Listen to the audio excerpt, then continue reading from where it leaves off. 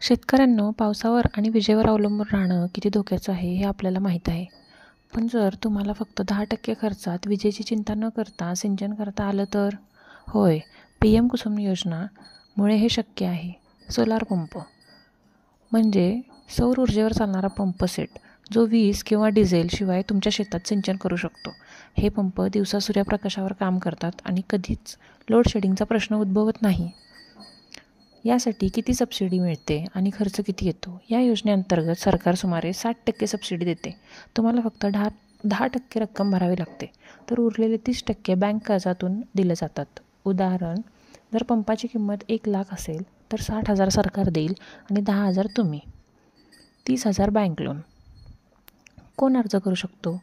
ज्यांच्याकडे शेतीसाठी स्वतःची जमीन आहे, जिथे विजेचा पुरवठा उपलब्ध नाही, जे सध्या डिझेल पंप वापरत आहेत, बंधारा, विहिरी, बोरवेल असलेल्या शेतकऱ्यांना प्राधान्य आहे.